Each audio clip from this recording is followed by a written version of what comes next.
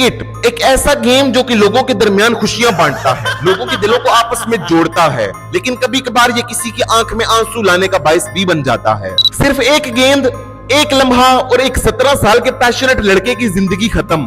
तो बड़ा सवाल ये है कि क्या हमने फिल ह्यूज के बाद कुछ भी नहीं सीखा? अगर देखा जाए तो सवालात तो आईसीसी और क्रिकेट ऑस्ट्रेलिया पर भी उठने चाहिए कि उन्होंने इस चीज को कंपलसरी क्यों नहीं किया।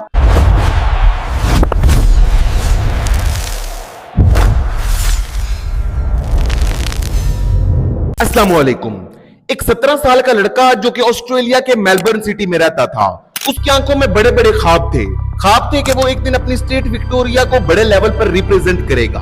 उसकी आंखों में ख्वाब थे कि वो एक दिन ऑस्ट्रेलिया की येलो जर्सी को पहनेगा और ऑस्ट्रेलिया के लिए इंटरनेशनल लेवल पर बड़े बड़े रिकॉर्ड्स तोड़ेगा।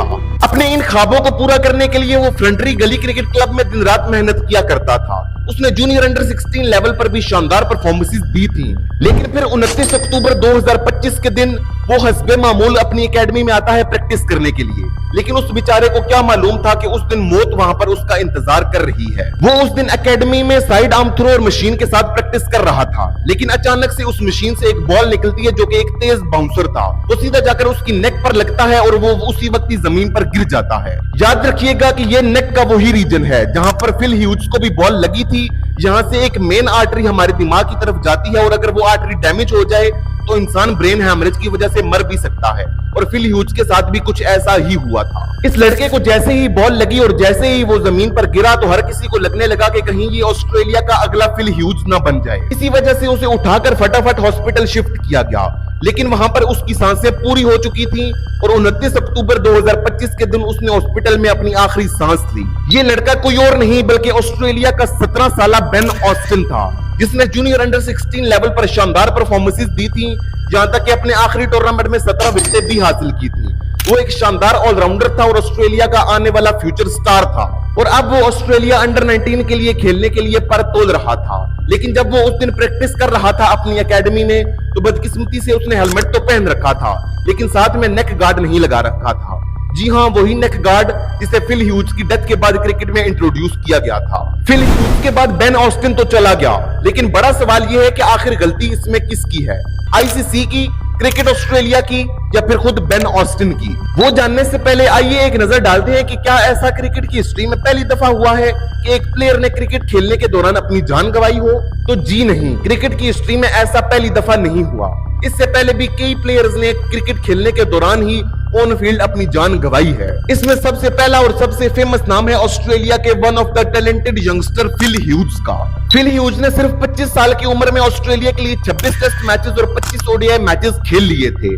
लेकिन साल 2014 में जब वो शेफील्ड कप का एक मैच सिडनी क्रिकेट ग्राउंड में खेल रहा था और उस मैच में 63 रन पर बैटिंग भी कर रहा था, लेकिन उसी वक्त ही शॉन एबर्ट का एक तेज बाउंसर सीधा उसकी नेक पर आकर लगा। बॉल के हिट करते ही उसी वक्त ही फिल ह्यूज सीधा जमीन पर गिर गया, लेकिन इमरजेंसी में उसे उठाकर हॉस्पिटल शिफ्ट किया गया, जहां पर वो 2 दिन कोमा में रहा और उसके बाद तीसरे दिन कोमा की हालत में ही उसकी डेथ हो गई। फिल ह्यूज के बाद क्रिकेट वर्ल्ड में ये रेवोल्यूशन आया कि अब हेलमेट का डिजाइन रीडिजाइन किया गया और अब इसमें नेक गार्ड को भी इंक्लूड कर दिया गया। लेकिन यहाँ पर आईसीसी और क्रिकेट ऑस्ट्रेलिया ने एक बहुत बड़ी गलती की, जो कि मैं आगे चलकर आपको बताता हूँ। फिल ह्यूज के बाद इस लिस्ट में अगला नाम आता है इंडिया के रमन लांबा का। रमन लांबा साल 1998 में बांग्लादेश में एक क्लब मैच खेल रहे थे।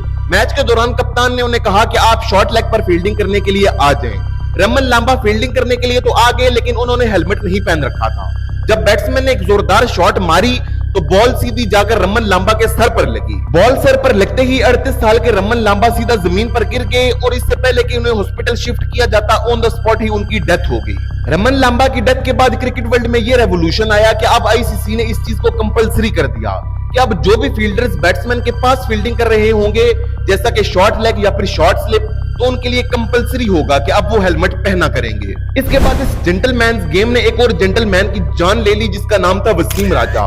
वसीम राजा पाकिस्तान के रमीज राजा के बड़े भाई थे, जो कि साल 2006 में 54 साल की उम्र में इंग्लैंड में वेटरन्स कप खेल रहे थे। मैच खेलने के दौरान ही अचानक से उन्हें दिल में दर्द होना शुरू हो गया और वो अचानक से जमीन पर गिर गए। इससे पहले कि उन्हें हॉस्पिटल शिफ्ट किया जाता वो रास्ते में ही दम तोड़ गए क्योंकि उन्हें हार्ट फेलियर हो गया था। ऐसा ही कुछ साल 2013 में साउथ अफ्रीका के 32 साल डैरल रेंडल के साथ हुआ था। डैरल साउथ अफ्रीका में एक क्लब मैच खेल रहे थे। मैच खेलने को दौरान ही अचानक से उन्हें दिल में दर्द होना शुरू हो गया और वो अचानक से जमीन पर गिर गए और इससे पहले कि उन्हें भी रमन लांबा की तरह हॉस्पिटल शिफ्ट किया जाता वो ऑन द फील्ड ही दम तोड़ गए। और इससे मिलता जुलता वाकया ही पाकिस्तान के जुल्फिकार भट्टी के साथ भी हुआ था। जुल्फिकार भट्टी सिंध के एक क्लब में मैच खेल रहे थे।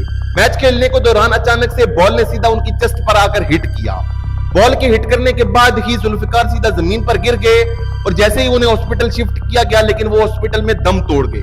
तो डॉक्टर्स ने उनके मरने की वजह ये बताई कि जैसे ही बॉल ने उन्हें हिट किया था इसके बाद ही साथ ही उनका हार्ट फेलियर हो गया था। ये थी वो चंद एग्जांपल्स जो कि मीडिया पर रिपोर्ट हुई थी। जाने कितने हजारों जेंटलमैन होंगे जो कि रोज इस जेंटलमैन गेम का शिकार हो जाते हैं। लेकिन अब वापस आते हैं बेन ऑस्टिन के केस की तरफ। बेन ऑस्टिन के केस में गलती किसकी थी? आईसीसी की, क्रिकेट ऑस्ट्रेलिया की या फिर खुद बेन ऑस्टिन की? फिल ह्यूज की डेथ के बाद हेलमेट के डिजाइन को रीडिजाइन किया गया था और इसमें एक नेक गार्ड को भी इंक्लूड किया गया था। इसमें आईसीसी की गलती यह है कि फिल ह्यूज की इतनी ट्रेजिक डेथ के बाद आईसीसी ने कभी भी इस नेक गार्ड को कंपलसरी नहीं किया।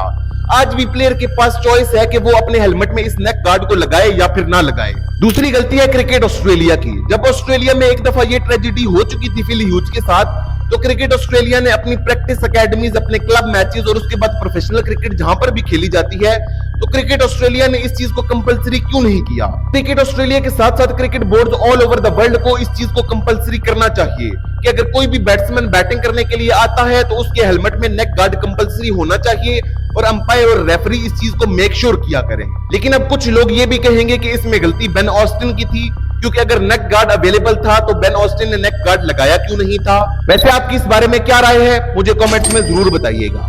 So that's it for the day. Until next time, stay safe, stay healthy and keep watching. Allah Hafiz.